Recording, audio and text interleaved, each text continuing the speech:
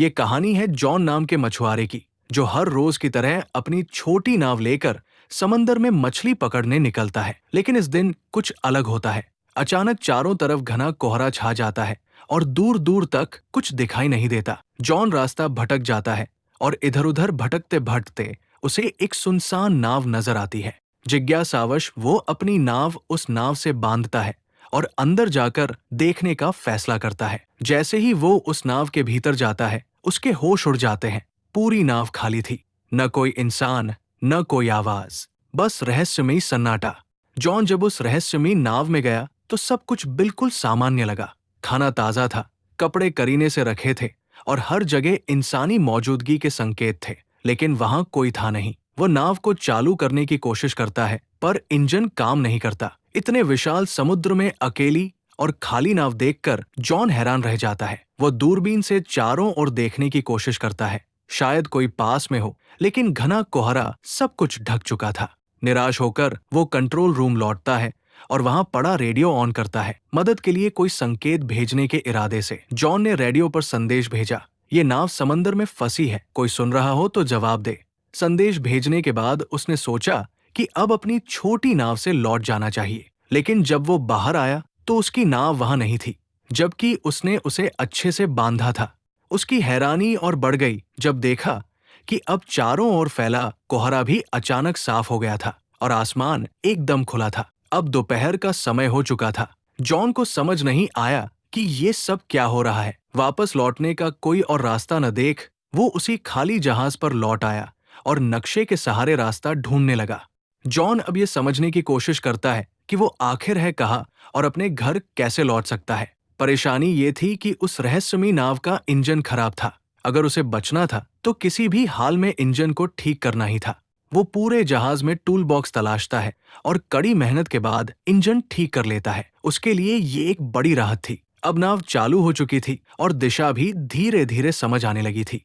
लेकिन खतरा टला नहीं था। जॉन कंट्रोल रूम में जाकर फिर से रेडियो से संपर्क करता है, मगर इस बार भी कोई जवाब नहीं आता। सब कुछ अब भी रहस्य में डूबा था। फिर वो लड़का ऊपर आता है और उसे अचानक टॉयलेट जाना पड़ता है। कोई आसपास नहीं था तो वो सोचता है कि समंदर में ही कर लेता हूँ। जैसे ही वो किनारे जाता है, अचानक किसी ने पीछे से उसे धक्का दे दिया। वो सीधा पानी में गिरता है। हालत बेहद खतरनाक थी, लेकिन उसने रील को पकड़कर किसी तरह खुद को डूबने से बचा लिया। हवा और पानी का दबाव इतना ज्यादा था कि वापस नाव तक आना मुश्किल हो गया, मगर उसने हार नहीं मानी, हिम्मत जुटाई और धीरे धीरे रील के सहारे खुद को खींचते हुए फिर से नाव पर चढ़ाया। इस सब के बीच उसका काम पूरा नहीं हो पाया तो वो दोबारा टॉयलेट जाने लगा। जैसे ही वो नीचे पहुंचा, अचानक किसी ने जोर से दरवाजा बंद कर दिया। जॉन ने पहले इसे हवा का असर समझा और ध्यान नहीं दिया, लेकिन जब बाहर निकलने की कोशिश की तो देखा कि दरवाजा अंदर से बंद हो चुका है। अब वो हैरान रह गया। उसने दरवाजा खोलने की हर कोशिश की, यहाँ तक कि जेब से एक सिक्का निकालकर ताले में फंसाकर भी खोलने की कोशिश की, मगर सब बेकार गया। अब उसे लगने लगा कि इस जहाज पर वो अकेला नहीं है, कोई है जो उसे परेशान कर रहा है, जो दिखता नहीं लेकिन हर वक्त मौजूद है। उसे लगने लगा जैसे कोई उसके साथ बेरहमी से खेल रहा हो। वो जोर से चिल्लाया, कृपया जो भी हो दरवाजा खोल दो, मैं कोई चोर नहीं, बस देखने आया हूँ। लेकिन कोई जवाब नहीं आया। अब उसे समझ आ गया कि मदद की उम्मीद बेकार है। वो कीबिन की तरफ बढ़ा और अंदर जाकर जो देखा उससे उसकी रूह कांप गई। वहां खून के धब्बे थे। डरावना माहौल था, पर उसने डर को नजरअंदाज किया और एक कैंची उठाकर दरवाजा खोलने की कोशिश की, लेकिन ताला अब भी नहीं खुला। तभी पूरी नाव जोर जोर से हिलने लगी, जैसे कुछ बड़ा होने वाला हो। जॉन बेहद घबराया हुआ था। तभी उसकी नजर ऊपर की एक खिड़की पर पड़ी। वो किसी तरह उस खिड़की से बाहर निकला और चारों ओर देखा। दूर से एक विशाल कार्गो जहाज उसकी ओर आता नजर आया। उसकी दिशा सीधी उसी नाव की ओर थी। जॉन को समझ आ गया कि अगर वो जहाज टकराया तो सब खत्म हो जाएगा। अब उसे हर हाल में अपनी जान बचानी थी। उसने सिग्नल देने का सोचा, लेकिन उसके पास कुछ था नहीं। उसने तुरंत अपनी शर्ट उतारी और जोर जोर से लहराने लगा ताकि कार्गो जहाज का कोई उसे देख सके। लेकिन अफसोस, इतने प्रयास के बाद भी किसी की नजर उस पर नहीं पड़ी। अब जॉन को किसी भी हालत में अपनी जान बचानी थी। अगर उसकी नाव आगे बढ़ती रही तो कार्गो जहाज से टकराकर सब खत्म हो सकता था।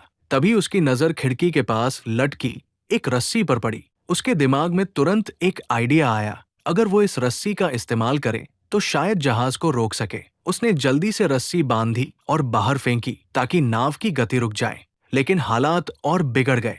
रस्सी इंजन के पंखे में फंस गई और खींचते हुए बाथरूम के अंदर आकर उसके गले में अटक गई। उसका दम घुटने लगा। मरने की कगार पर पहुंचकर उसने हिम्मत दिखाई और एक औजार से खुद को आजाद किया।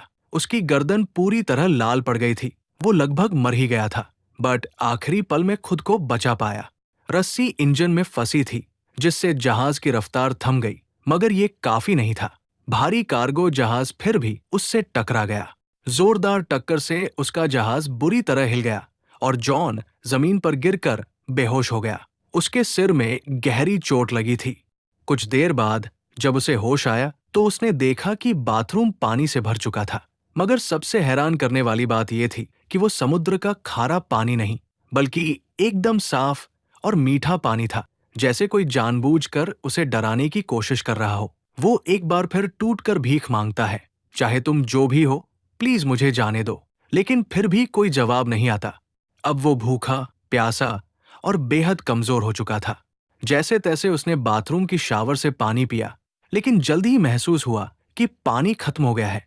फिर जब उसने सिंक से पानी पीना शुरू किया तो हैरान रह गया। अब वो पानी खारा हो चुका था। उसे तुरंत समझ आ गया कि नाव में कहीं छेद हो गया है और समुद्र का पानी अंदर आ रहा है। ये नाव अब ज्यादा देर नहीं टिकेगी। वो घबराकर दरवाजा खोलने की कोशिश करता है, लेकिन लगता है किसी ने उसे बाहर से बंद कर रखा है। रात का समय था और ऊपर से दिखा कि कोई अदृश्य, शायद दुष्ट शक्ति इस नाव को नियंत्रित कर रही थी। पानी तेजी से बढ़ रहा था और जॉन थककर सो गया। रात में समंदर में भयानक तूफान आया, जिससे नाव बुरी तरह टूट गई और जॉन भी गंभीर रूप से घायल हो गया। सुबह जब उसकी आंख खुली तो पानी सिर तक पहुंच चुका था, सिर्फ चेहरा बाहर था। अब उसे लगने लगा कि बस कुछ ही पल बचे हैं। तभी अचानक कहीं से क्लिक की हल्की आवाज सुनाई दी, जैसे कुछ खुला हो। जैसे ही जॉन ने हैंडल घुमाया, दरवाजा जोर की आवाज के साथ खुल गया। पानी का दबाव इतना ज्यादा था कि दरवाजा टूटकर नीचे गिर पड़ा और इसी तरह वो बाहर निकलने में कामयाब हुआ। बाहर निकलते ही वो सीधा नाव की छत पर गया ताकि ताजी हवा में सांस ले सके, क्योंकि नीचे ऑक्सीजन लगभग खत्म हो चुकी थी। अब उसे यकीन हो गया था कि कोई अदृश्य ताकत उसे हर हाल में सताना चाहती है। वो शारीरिक और मानसिक रूप से टूट चुका था और नीचे की तरफ पानी लगातार भरता जा रहा था। उसे समझ आ गया कि अब नाव कभी भी डूब सकती है। जॉन ने तय कर लिया था अब वो इस जहाज पर नहीं रुकेगा। तभी उसे एक आइडिया आया। उसने जहाज से एयरबैग्स निकाले और टूटे हुए बाथरूम के दरवाजे को इस्तेमाल करके एक छोटा राफ्ट बना लिया। उसने सब कुछ मजबूती से बांधा ताकि राफ्ट टिक सके, लेकिन राफ्ट चलाने के लिए उसे कुछ और जरूरी सामान भी चाहिए था। उसने जहाज से खाना, पानी और जरूरी औजार जमा किए और खुद को पूरी तरह तैयार किया। फिर बिना पीछे देखे वो जहाज से उतर गया और राफ्ट पर सवार होकर धीरे धीरे समंदर में आगे बढ़ने लगा। वो राफ्ट पर था और उसके सामने वही बड़ी नाव अब भी खड़ी थी। कई घंटे गुजर गए, लेकिन न तो वो ज्यादा दूर जा पाया और न ही वो नाव डूबी, जिसे वो समझ रहा था कि 5 से 10 मिनट में डूब जाएगी। वो अब भी उसी हालत में थी। तभी उसके दिमाग में एक आइडिया आया, अगर ये नाव अभी तक नहीं डूबी तो क्यों न इसके रिसाव को ठीक कर लिया जाए। अगर ऐसा हो गया तो वो इस मजबूत नाव से आराम से सफर कर सकता है। ये सोचकर वो वापस नाव के पास गया। सबसे पहले उसने रिसाव को ठीक किया, फिर पाइप और औजारों से एक पंप तैयार किया ताकि पानी बाहर निकाला जा सके। उसने जो पंप बनाया था उसकी मदद से नाव में भरा समुद्र का पानी धीरे धीरे बाहर निकल गया। रिसाव ठीक करने और पानी हटाने के बाद उसने जहाज की बाकी दिक्कतें भी ठीक कर दी। साथ ही उसने बाहर से भी मरम्मत की ताकि आगे सफर में कोई और परेशानी न हो। काम खत्म होने के बाद उसने फिर से रेडियो से मदद मांगने की कोशिश की, लेकिन इस बार भी कोई जवाब नहीं आया। मायूस होकर वो वापस लौटा और नक्शा निकालकर एक बार फिर रास्ता समझने लगा। उसने नाव को आगे बढ़ाने की कोशिश की, लेकिन जैसे ही इंजन स्टार्ट किया, नाव बिल्कुल नहीं हिली, मानो फिर से उसे धोखा दे रही हो। वो नाव एकदम स्थिर थी, जैसे पानी में जड़ हो गई हो, और यही सोच उसे अंदर से तोड़ रही थी। वो पूरी तरह थक चुका था, उम्मीदें खत्म हो रही थी। तभी दूर से उसने एक और जहाज आते देखा। अब उसके पास बस एक ही रास्ता था, अपने छोटे राफ्ट से उस जहाज तक पहुंचना। वो तुरंत राफ्ट पर चढ़ा और तेजी से उस जहाज की ओर बढ़ा। लेकिन तभी वो जहाज अचानक हिलने लगा और जॉन की तरफ तेजी से बढ़ने लगा, जैसे किसी ने उसे जानबूझकर उसकी ओर भेजा हो। जॉन ने अपनी रफ्तार बढ़ाई, लेकिन वो विशाल जहाज और भी तेज हो गया, और ठीक इससे पहले कि वो जहाज उसे टकराता, जॉन ने आखिरी कोशिश की और अपने बोट से कूदकर उस दूसरी नाव तक तैरने का फैसला किया, जो दूर जाती दिख रही थी।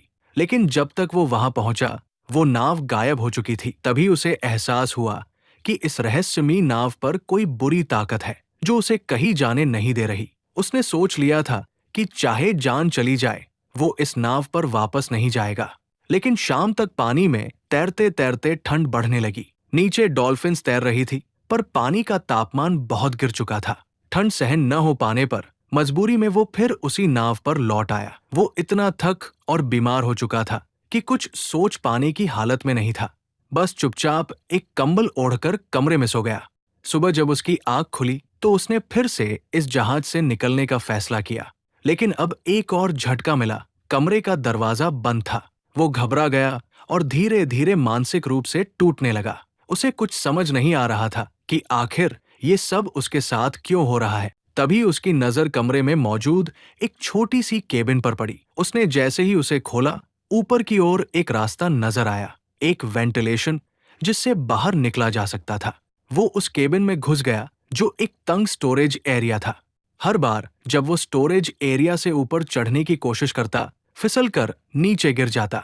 गिरने से उसे कई चोटें भी आई, मगर उसने हार नहीं मानी। बार बार गिरते हुए आखिरकार वो फिर से ऊपर पहुंचा और उस वेंट की खिड़की को खोलने की कोशिश की, लेकिन वो टस से मस नहीं हुई। ऐसा लग रहा था जैसे उसे जानबूझकर सील कर दिया गया हो। अब वहां की ऑक्सीजन भी तेजी से खत्म हो रही थी। सांस लेना मुश्किल हो रहा था। नीचे का दरवाजा भी बंद था। वो वापस कमरे में नहीं जा पा रहा था। उसे लगने लगा कि अब यही उसका आखिरी समय है। लेकिन तभी उसने फिर से वही क्लिक की रहस्यमयी आवाज सुनी। जैसे ही केबिन की खिड़की क्लिक की आवाज के साथ खुली, जॉन बिना समय गवाए बाहर निकल आया। ताजी हवा ने उसे थोड़ी राहत दी। बाहर आकर उसने देखा कि नाव एक छोटे से द्वीप की ओर बढ़ रही थी।